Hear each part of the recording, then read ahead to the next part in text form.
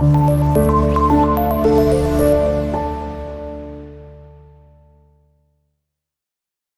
वालेकुम students, this is Mohammad Ahmad, your biology teacher.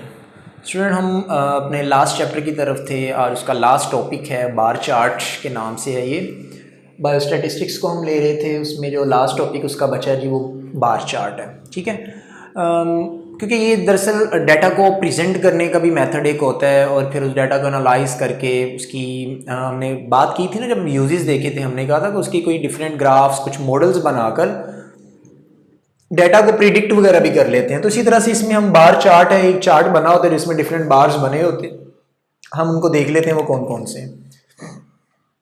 Bar chart की actual में डेफिनेशन क्या है, वो कहते हैं कि it is a graphical representation, कि ये ग्राफिकल रिप्रेजेंटेशन है, किसी चीज़ को रिप्रेजेंट किया जाता है ग्राफ बना के। ठीक है, जिसमें क्या किया जाता है कि जो आपके पास डाटा होता है ना, उस डाटा को यूज करके डिफरेंट बार्स बनाए जाते हैं, लाइनिंग बनाई जाती है, बार्स बनाए जाते हैं जिनकी डिफरेंट हाइट होती है और उनकी डिफरेंट लेंथ हो सकती है। ठीक है, और ये सिंपल इसकी यहां तक डेफिनेशन है। A bar chart is a graphical representation of data using bars of different heights और लेंथ। उनकी डिफरेंट हाइट होगी, ठीक है, जितनी अमाउंट में डाटा होगा उस हिसाब से उसकी हाइट बढ़ती जाएगी, ज्यादा डाटा आएगा तो उसकी अमाउंट ज्यादा होती जा रही होती है। ठीक है, आप सिंपल में अगर आपको एग्जांपल दूं, आप क्रिकेट मैच देखते हैं ना, देखते हुए अचानक से वो आपकी एलईडी के पे एक पूरे का पूरा चार्ट सा बना हुआ आ रहा होता है, वो बार चार्ट होता है, जिसमें आपको बार दिखाई दे रहे होते हैं ना, जिसमें पता चल रहा होता है कि जी इस ओवर में इतने रन्स आए, इस ओवर में इतने रन्स आए, वो सारा लिखा होता है। नीचे आपके पास नंबर्स लिखे होते हैं कि ओवर नंबर 1 2 3 4 5, और उसका जो वर्टिकल होता है उसमें स्कोर्स लिखे होते हैं जी 5 10 15 20 25 30। उसकी हाइट उतनी मैक्सिमम कर दी जाती है जितनी एक ओवर में मैक्सिमम रन्स लगे होते हैं। ठीक है, तो वो एक सिंपल वो बार चार्ट है। देखिए, एक छोटे से एक चार्ट के अंदर उन्होंने 50 ओवर्स का डाटा दे देते हैं, जिसमें ये भी शो हो जाता है कि कितने रन्स किस ओवर में आए हैं, किस ओवर में विकेट गिरी है। ठीक है, ये सारा रिप्रेजेंट हुआ पड़ा होता है एक ही ग्राफ के अंदर, बार वाले में। तो ये बार चार्ट होता है कि जहां पर आप क्या करते हैं, ग्राफिकल ये रिप्रेजेंटेशन होती है डाटा को रिप्रेजेंट करने का। ठीक है, अब इसको हम यूज कहां पर कर लेते हैं कि हम इसको डिफरेंट कैटेगरीज और डिफरेंट जो डाटा होता है उसको हम कंपैरिजन भी कर लेते हैं।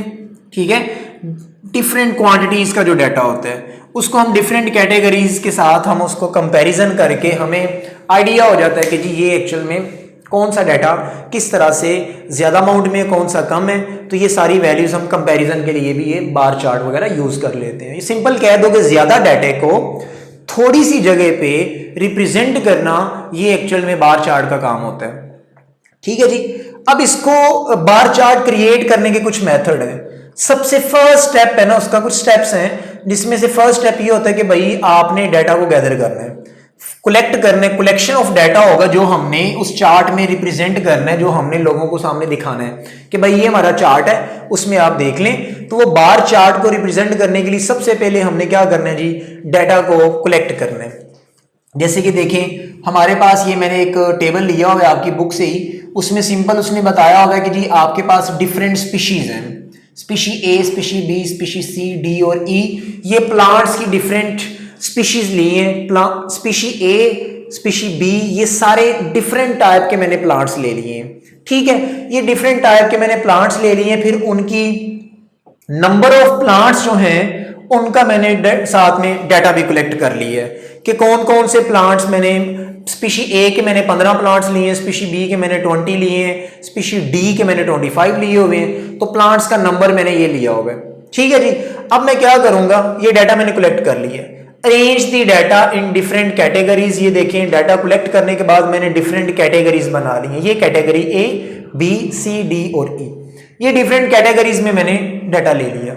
फिर वो कहता है draw horizontal axis and vertical axis. इसमें क्या करना होता है, एक्सिस हॉरिजॉन्टल एक्स एक्सिस को बोलते हैं, वर्टिकल वाई एक्सिस को बोलते हैं। फिजिक्स में अगर आपको याद हो तो ये काम सारे आप उसमें कर चुके हैं।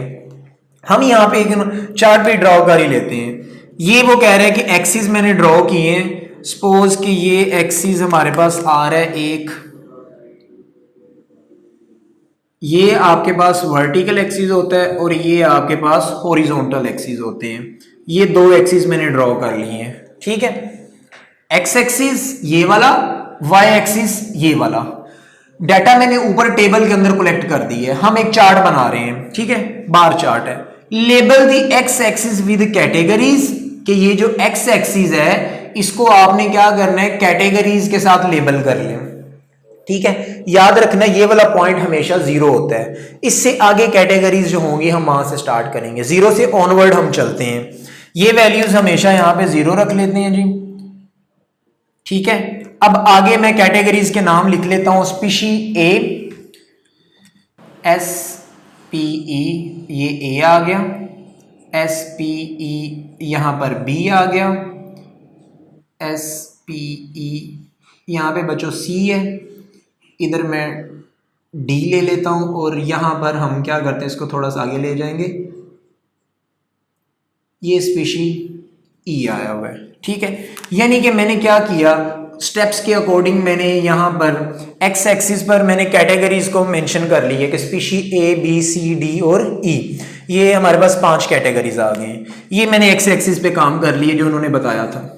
उसके बाद चलते हैं जी वाई एक्सिस पे। वो क्या कर रहे हैं, वाई एक्सिस पे वो कह रहे हैं कि आपने वैल्यूज को लिखना है, वैल्यूज को, ठीक है। ये वैल्यूज को लिखते हैं। वैल्यूज तो भैया आपको ये दिखाई दे रही है, 15 20 10 25 और 5, ठीक है। अच्छा, इन वैल्यूज को आपने ना सेम इंटरवल के साथ लेके जाना है। यानी कि अगर 0 से 5 फिर 10 15 20 25 ऐसे कर लें, या आप क्या करेंगे 10 20 30 40 इस तरह से कर लें। कैटेगरीज के दरमियान में जो गैप रखना है ना वो आपने एक जैसा रखना है। जैसे कि देखो यहाँ पे मैं इनको लेके चलता हूं, 0 है, 0 के बाद मैं यहां पर रख लेता हूं कि ये 5 है, यहां पे रख लेता हूं ये 10 है, इधर मैं रख लेता हूं 15 है, ये 20 है, ये 25 है, इधर 30 था, ठीक है। मैं यहां तक लिख लेता हूं। मैक्सिमम वैल्यू 25 थी तो मैंने 25 से बस एक इंटरवल ऊपर रखा है, इससे ज्यादा ऊपर जाने की जरूरत ही नहीं होती हमें, ठीक है जी। ये भी पॉइंट हो गया। कहता है divide the axis into equal intervals, वो हमने इक्वल इंटरवल में इनको डिवाइड कर लिया। फिर वो कहते हैं अब आपने बार्स यानी कि लाइनें जो होंगी ना इस तरह से, हॉरिजॉन्टल लाइनें जो बार्स होते हैं ना वो ड्रॉ करने हैं आपने। एंड विद इक्वल विड्थ, उनकी विड्थ इक्वल रखनी है। ये उनकी जो विड्थ होती है ना वो आपने इक्वल ही रखनी है। मैं स्पीशी ए को ड्रॉ करता हूं सबसे फर्स्ट। स्पीशी ए जो है उसकी वैल्यू कितनी है, 15 है। हम 15 से लेके इसको नीचे की तरफ ड्रॉ कर लेते हैं। ये सेम हाइट रखते हैं हम, इसकी विड्थ हम विड्थ सॉरी सेम रखेंगे, हाइट तो हर एक की डिफरेंट होगी। ये एक मैंने बार ड्रॉ कर दी है स्पीशी ए का। स्पीशी बी कहां तक जा रही है, 20 तक। हम क्या करेंगे, ये जो बार होगा ना वो हम, ये आ गया जी, ठीक है। ये देखो ये 15 से थोड़ा सा ऊपर है, 20 तक जा रहा है, ठीक है। स्पीशी जो सी होगी वो 10 तक आ रही है। अब देखो 10 यहां पे है तो यहां पे रख के आपने इसको क्या करना है, 10 इधर डिवाइड कर लें। ये आपका आ गया ये वाला, ठीक है। ये भी हो गया। अब स्पीशी डी को देखें जी, स्पीशी डी की कितनी है वैल्यू जी, 25 है, सबसे ज्यादा स्पीशी डी है। तो स्पीशी डी को फिर हम यहां से शुरू करेंगे ऊपर से, ठीक है। ये आ गई। स्पीशी नंबर ई कितना है, 5 है, वो सबसे छोटा है, सबसे छोटी वैल्यू वो है हमारे पास। आप इसको इधर से चेक करें, ये आपके पास आ गई है जी स्पीशी ई। अच्छा, ये हमने क्या किए हैं जी, बार्स हमने ड्रॉ कर लिए हैं। Species A B C D E के कैटेगरी के हिसाब से हमने उतनी उतनी जितने नंबर से उतनी हाइट में हमने क्या किया, उनको ड्रॉ कर लिए है। अच्छा, एक और बात है, वो कह रहे हैं कि जो इनके दरमियान का गैप होना चाहिए ना, ये वाला, ये भी सभी का सेम रखना है आपने, ठीक है ना। हम तो इसको रैंडम अभी ऐसे ड्रॉ कर लिए ना, वो कह रहे हैं कि इनके दरमियान का जो गैप है ना वो भी इक्वल रखने हैं आपने, समझिए ना इस बात की भी। तो इस तरह से डिफरेंट स्टेप्स में आपने क्या करना है, इन वैल्यूज को, इन बार्स को ड्रॉ करना है। अच्छा, अब देखें इतना ज्यादा ये सारी बातें, ये सारा कुछ लिखे होने से बेहतर क्या था भला कि ये एक इतना सा बार, इतना सा चार्ट बनता, कितनी इसकी थोड़ी सी इसने जगह घेरनी थी और हमारा एरिया भी बच जाना था, टाइम भी बच जाता है। अकेला ये वाला आपने ड्रॉ किया होगा। अच्छा, नीचे आपने मेंशन भी कर लेना है कि ये आपके पास स्पीशीज है, इस तरफ स्पीशीज की कैटेगरीज लिख देने हैं और इधर क्या है जी, नंबर ऑफ प्लांट्स हैं। इस साइड पे आपने नंबर ऑफ प्लांट्स लिख लेने हैं कि ये आपके पास